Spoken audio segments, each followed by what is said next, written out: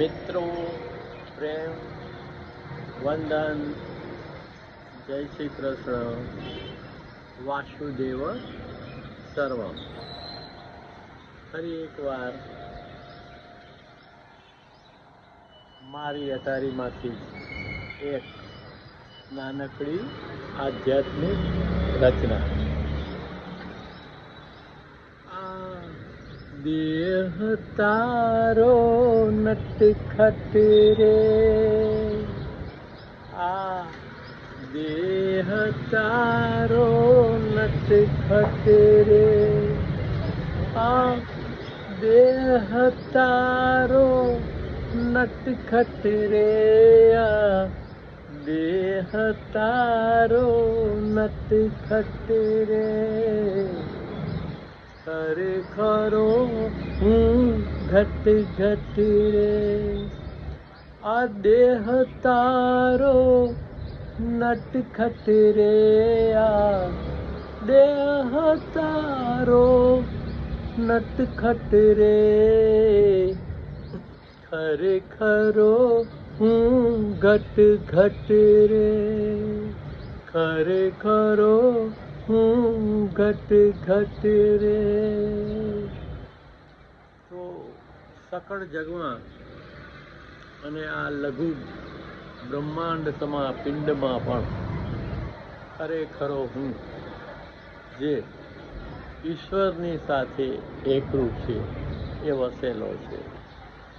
પરંતુ હરાયા પરાયા હુંઓના ધણમાંથી આપણે જુદા નથી પડી શકતા અને એને કારણે આ દેહ ભાવના જે હુંઓ છે એમાં ભટક્યા કરીએ છીએ.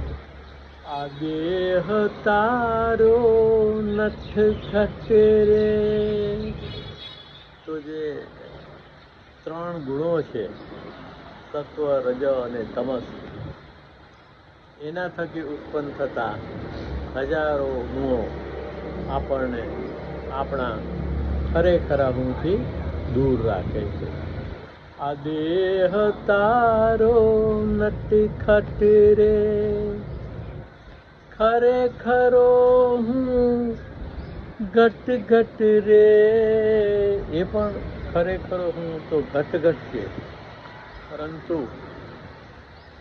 આ અનેક હુંઓની ભૂલભુલામણીમાં આપણે એને ભૂલી ગયા છીએ.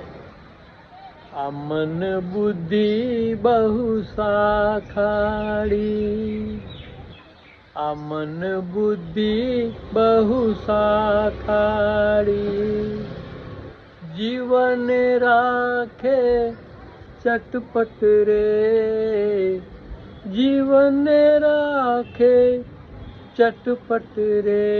આ મન બુદ્ધિ બહુ સાખાડી. નિશ્ચયાત્મિકા બુદ્ધિ એક હોય છે અને સામાન્ય બુદ્ધિ બહુ સાખાડી હોય છે, એવું ગીતામાં કહ્યું છે. તમે એક નથી રહી શકતા, કારણ કે તમારામાં બહુ સાખાડી બુદ્ધિ. આ મન બુદ્ધિ બહુ સાખાડી, જીવન રાખે ચટપટ રે, જીવન રાખે ચટપટ રે. આ દેહ તારો નટખટ રે, ખરેખરો હું ઘટ ઘટ રે. મોહ મમત ઈચ્છા અપેક્ષા, મોહ મમત ઈચ્છા અપેક્ષા, જન્મો જન્મની કટ કટ રે. મોહ મમત ઈચ્છા અપેક્ષા. એવું કહે છે કે જો જીવતા જીવ ઈચ્છા મરી જાય તો પછી બીજો જન્મ રહેતો જ નથી. પણ આ મોહ મમત અને ઈચ્છા અપેક્ષા છે, એના થકી આ જીવનનું ચક્ર ચાલ્યા જ કરે છે, ચાલ્યા જ કરે છે. મોહ મમત ઈચ્છા અપેક્ષા, જન્મો જન્મની કટકટ રે, જન્મો જન્મની કટકટ રે, આ દેહ તારો નટખટ રે, ખરેખરો હું ઘટ ઘટ રે. સત્વ સત્ય છે સાવ સીધું, સત્વ સત્ય છે સીધું સરળ, સત્વ સત્ય છે સીધું સરળ. જે દબાઈને બેઠું આપણામાં જે સત્વનો ખરેખરો હું છે એને આપણે વ્યક્તિત્વના અંચળા નીચે દાબી દીધો છે અને આપણે જાણીએ છીએ, છતાં પણ આપણે એમાંથી મુક્ત થઈ શકતા નથી. કારણ કે સત્વ સહનશીલ છે અને મૂંગું બેઠું છે.